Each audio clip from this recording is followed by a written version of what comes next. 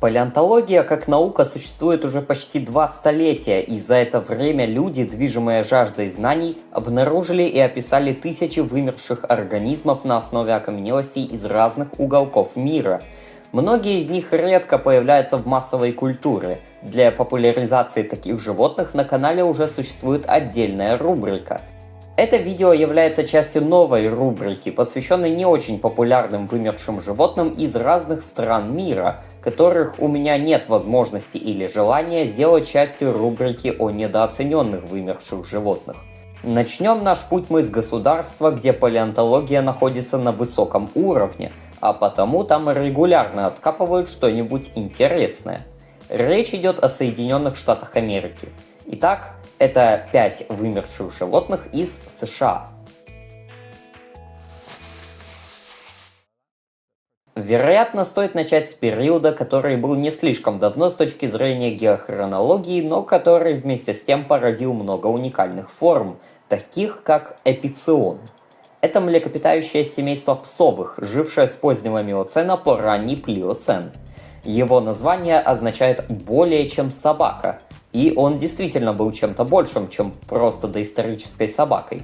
Причем большим в буквальном смысле. Взрослые особи по размерам приближались к львам, что делает эпициона крупнейшим из известных представителей псовых. Его мощные челюсти, похожие на львиные, идеально подходили для дробления костей, и вполне возможно, что, объединившись в стаю, эпиционы могли бы загрызть насмерть целую лошадь. Однако пока неизвестно наверняка, были ли эпиционы стайными или одиночными животными. В любом случае, они были очень многочисленными. Их скелеты находят во многих американских штатах, а также в канадской провинции Альберта.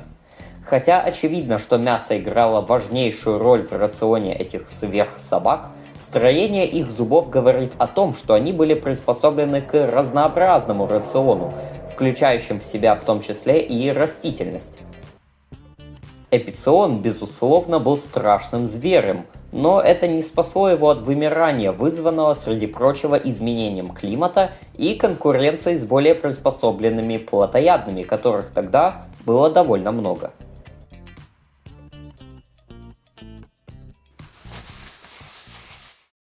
Самыми известными вымершими животными, конечно же, являются динозавры, а потому грех не упомянуть одного из них – например, завроподоморфа из раннего юрского периода под названием анхизавр.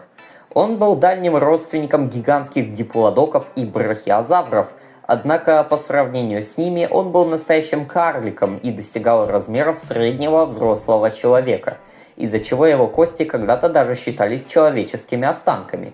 Анхизавр, как типичный примитивный прозавропод, имел маленькую голову на длинной шее и был факультативно двуногим, то есть мог передвигаться как на 2, так и на 4 конечностях в зависимости от ситуации, подобно гадрозавридам. Передние лапы имели подвижные пальцы и могли использоваться для захвата пищи, для обработки которой анхизавр был вынужден глотать камни, словно курица. Его окаменелости были найдены в штатах Коннектикут и Массачусетс, а также в других местах.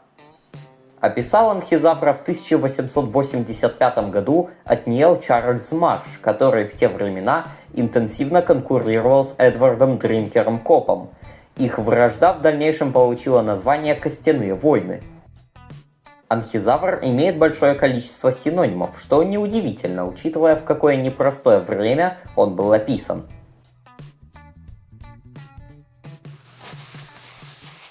Мы рассмотрели животное, описанное Маршем, поэтому теперь мы рассмотрим животное, описанное его конкурентом Копом.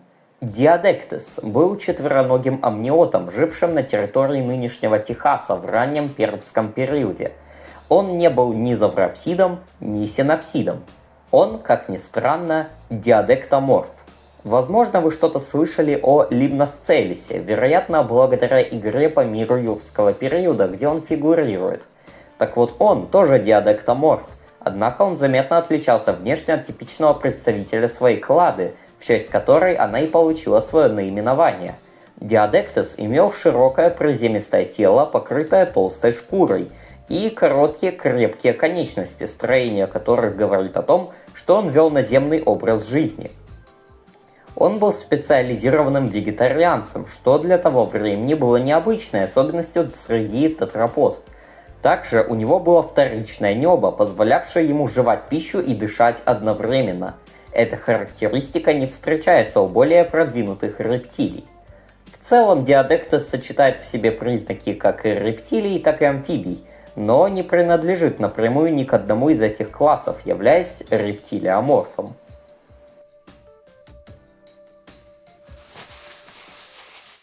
Вернемся к динозаврам. Самый известный из них – это тираннозавр Рекс, про которого наверняка слышали даже те, кто никогда не интересовался палеонтологией. Он, кстати, как раз был обнаружен на территории Соединенных Штатов, однако о нем как-нибудь в другой раз. Давайте лучше обратим внимание на его родственника с не менее устрашающим именем – Литронакс, что означает «кровавый король». Его так назвали потому, что он, как и ящер-тиран, был высшим хищником в своей экосистеме, однако он жил раньше, в Кампанском веке позднего мелового периода, что делает его древнейшим известным тираннозавридом. Он достигал в длину 5 метров и весил полтонны, но есть и более высокие оценки до 8 метров в длину и 2,5 тонн в весе.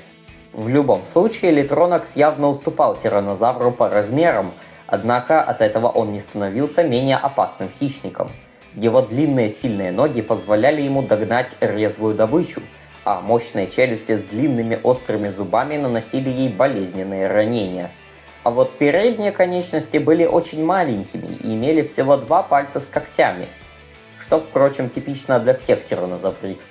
Литронакс имел ярко выраженное бинокулярное зрение, то есть его глаза смотрели прямо.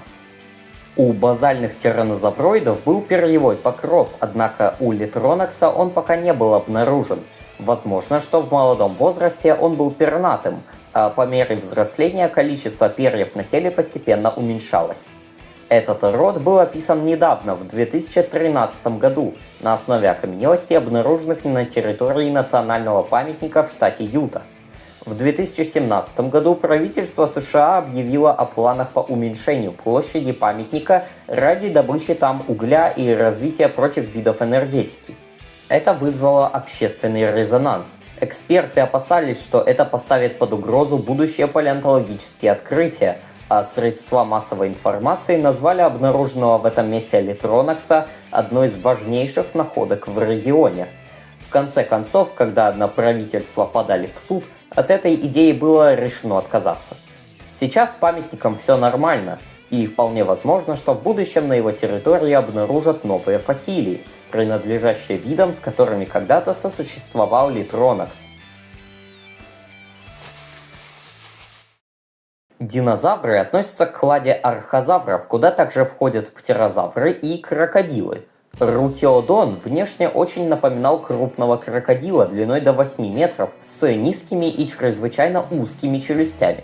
Однако на самом деле этот хищник является членом клады фитозавров, название которых иронично переводится как «растительный ящер», потому что когда-то их действительно считали растительноядными. Систематическое положение фитозавров загадочно. Они могут быть базальными псевдозухиями, которые приобрели крокодилоподобный облик до того, как эти самые крокодилы появились, или могут быть архозавроморфами, вообще не являющимися архозаврами. От настоящих крокодилов рутиодона можно отличить по расположению ноздрей, в то время как у крокодилов они расположены на кончике морды, у рутиодона они были возле глаз. Рутиодон был полуводным, пресмыкающимся и имел приземистое тело, покрытое пластинами. Он в основном питался рыбой, хотя иногда мог съесть и случайно проходившего мимо ящера. Его многочисленные окаменелости были найдены в штатах Северная Каролина, Пенсильвания, Нью-Джерси и Виргиния и датируются Карнийским и Норийским веками позднего Триасового периода. В настоящее время рутиодон считается одним из самых изученных, если не самым изученным фитозавром.